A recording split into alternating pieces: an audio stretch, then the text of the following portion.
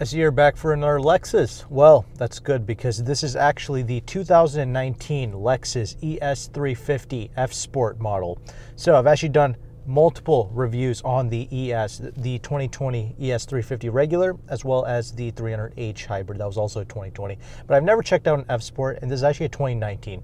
So 2019 and 2021, it's pretty much the exact same generation, if you will. But there's been slight tweaks, and I'll mention that here in this review, but the vehicle I'm checking out, of course, is the 2019. If you want to purchase this little vehicle, okay, at a $10,000 discount from MSRP, is about what, $45,000 now. It's listed for about $35,000 at this dealership. You may do so, and this is located at Leith Nissan in Cary, North Carolina. You may talk to Casey. His information will be down in the description box below. But okay, back to the vehicle. All new, redesigned car, okay, for 2019. And what do you get? Well, all new platform, the Global Architecture GAK, okay? This is supposed to be the most rigid front-wheel drive platform that they have ever created. Now, to be fair, when I drove the regular ES models, the thing I liked the most about those vehicles was just how plush they were, not how rigid and how fun to drive they were. But that might change with the F Sport, actually. This vehicle weighs about 3,600 pounds, if you will, 3,649 pounds to be exact. One of the changes here, not really going to talk about looks because it pretty much just looks like an LS. But here's the thing though. The regular car has a coefficient of drag of 0.29. This one has a coefficient of drag of 0.26 for the F Sport. So that's something interesting to keep in mind. Cuts through the air a little bit better. And yeah, the body kitting does look pretty cool too. It's about 195 inches long. So nice little mid-sized vehicle. Perfect if you're like a real estate agent, basically. But let's see if this F Sport provides a little bit of an edge to this vehicle, because maybe this particular car might take advantage of the fact that this is a more rigid platform, if you will. You know, they use the laser screw welding that they learned in the production of the LS. So let's see. But I'll say this, I was very fond of the ES for sure.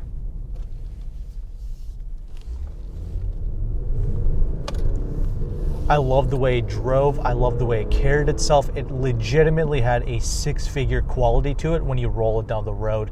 That went for the four-cylinder hybrid as well, the ES300. So if you're in Europe, that is a fantastic car. Actually, some prefer the hybrid to the V6 models, but me, of course, you know, I'm gonna have to go with this 3.5 liter V6 because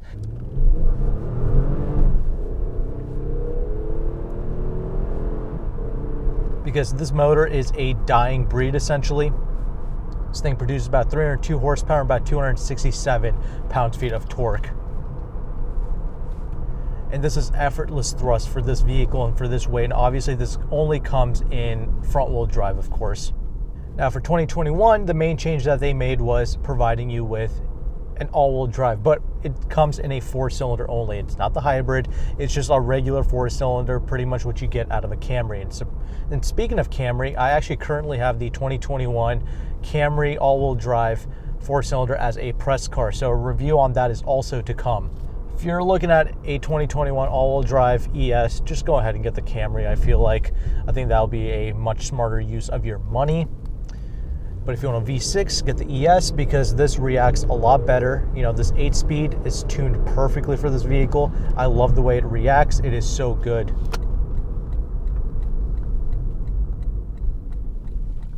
Brakes are good too. So brakes, the variable gear ratio steering rack that you get with the F Sport, that also kind of helps. Makes it feel a little bit tighter, I suppose.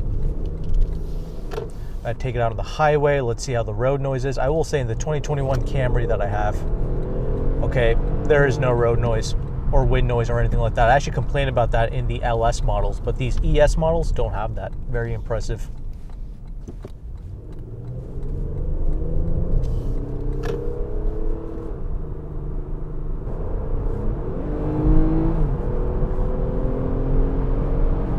See how it does at the higher speeds here.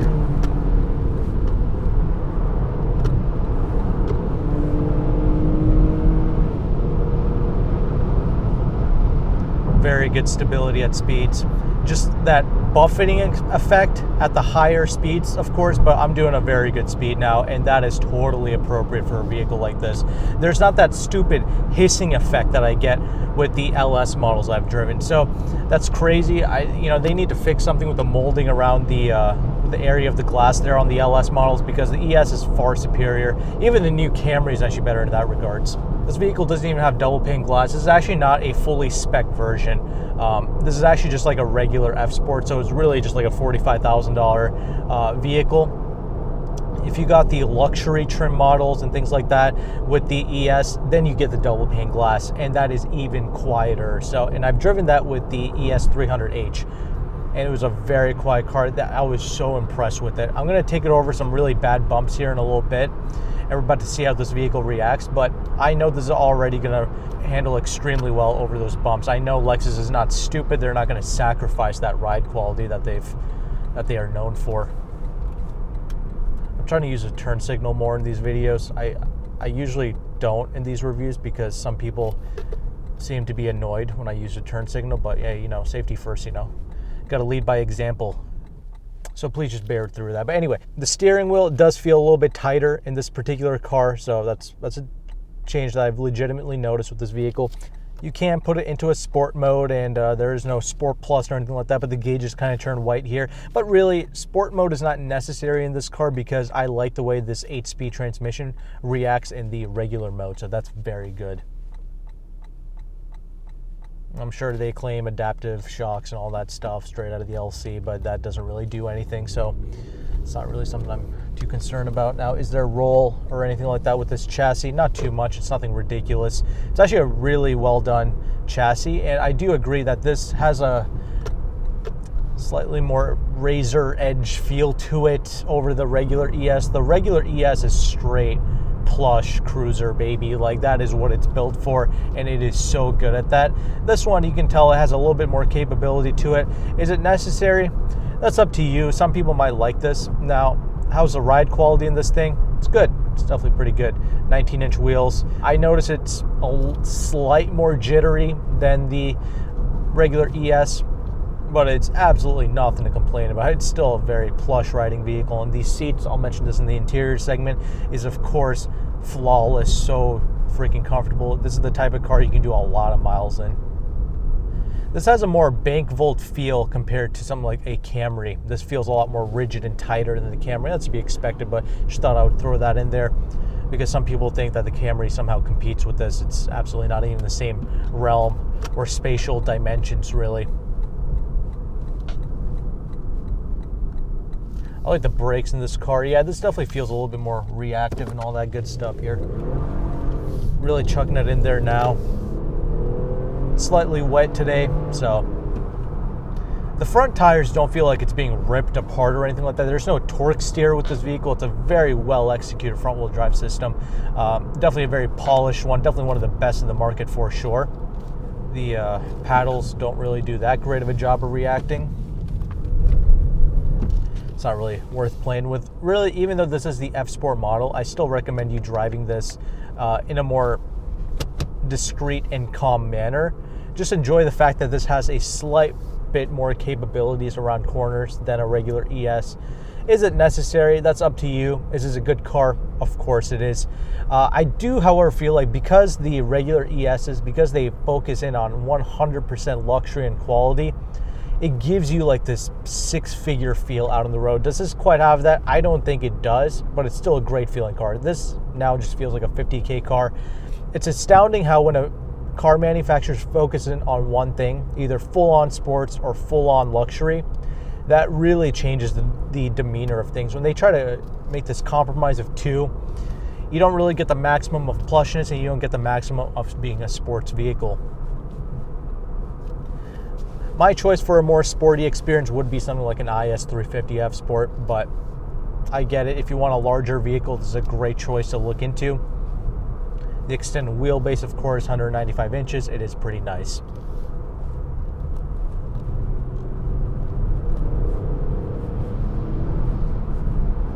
Effortless passing power. Power is not going to be an issue with anybody, I don't think, with these cars. And you can definitely be doing 10, 15 miles per hour over the speed limit, not even know it. Chucking in there one more time. Very good. Strut-based suspension, of course, up front, and the multi-link in the rear. Really well done stuff here, though. It's really well calibrated. I like it for what it is. It's definitely a car to shortlist, and if you like the looks, man, this is a spicy looking ride, man. This is going to get you a lot of respect out in these streets. This thing looks like $1 million rolling down the road, and yeah, I love that spindle grille. It's like the automotive equivalent of a red tie, basically. I love it. It's in your face. It looks like money. It looks like Cash Money Records. All right, enough of that.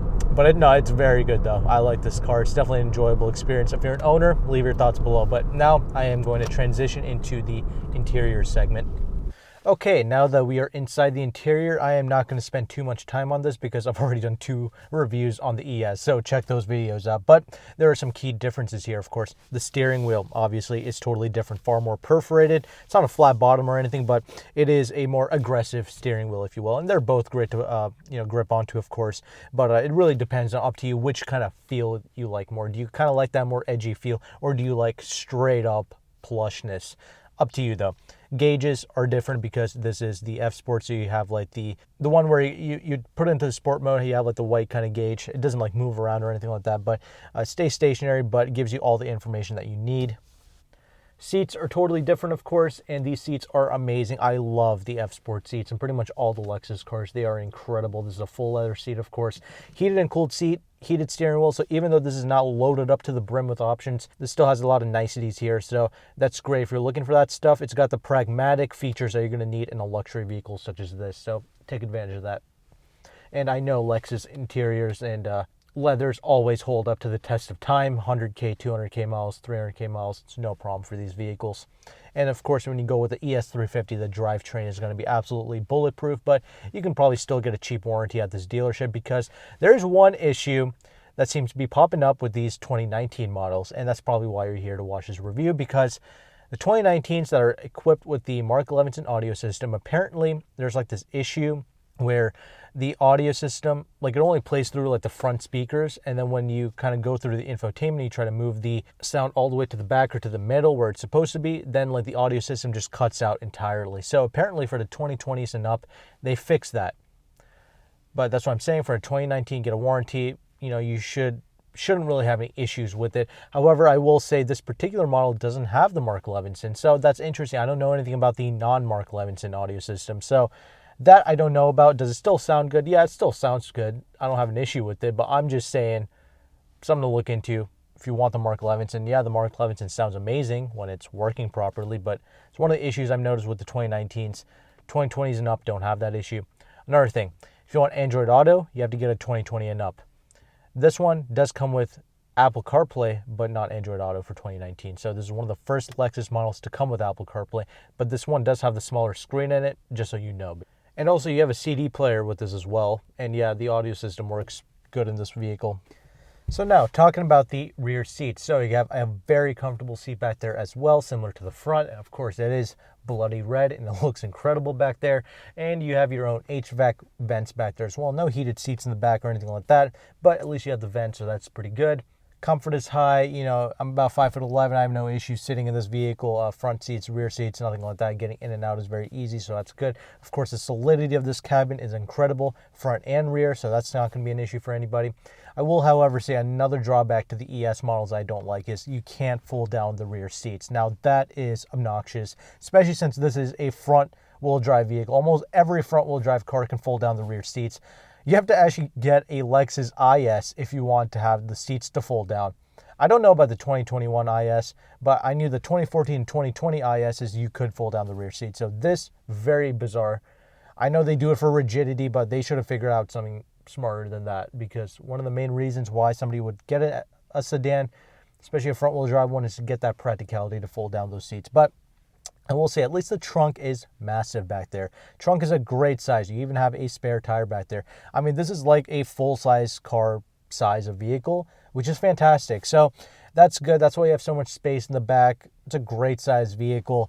It just makes a lot of sense pragmatically. And of course, this is a tried and true vehicle. This is by far the best ES ever created. I'm telling you, because of the comfort, the refinement, even the way the interior is laid out, it's like a budget LS. And honestly, the LS is no longer really worth the premium anymore. I did drive the LS 500 F Sport a 2020, and I do like that car, the F Sport in particular, but I will say it's just a lot of money, dude. It's like 80 grand. These are like 40 grand, 35 grand for this particular one. For what you're getting here, for the quality of machinery that you're getting here, it just doesn't make much sense, man. I mean, even this interior, like the layout and the design is so similar to the LS actually. So you're getting a lot of bang for the buck for the dollar. And if you want to compare this to like Euro cars, like the 3 Series, C-Class, stuff like that, this is a larger car than those vehicles. And if you stem for like a more luxury model or like a non-F Sport ES, dude, this rides way better in those vehicles too, and it can be extremely quiet with the double pane glass. But if you want that sporty edge, go for this one, man. This is a great car, looks really sharp, this paint job is incredible. Take advantage of it if you want it. It is located at this dealership. So that's my thoughts on the 2019 to 2021 ES. The driving should not have changed for 2021 and 2020, but you never really know with Lexus. They might make some subtle tweaks and changes, but they just don't report it, basically, like how they fixed the audio system. They never made a note about it. They wouldn't even admit to the fact that there is an issue with the 2019 ML audio. So you don't know, you never know. The 2020 and 2021 might drive a little bit different. They just probably didn't disclose anything. If I do get an opportunity to check out a 2021 ES, I definitely will. I'll make a separate in-depth review on that as well. So with that, thank you so much for watching this particular review. I'll see you guys on the next one. It'll be on the end screen here. I'll see you guys there. Take care and goodbye.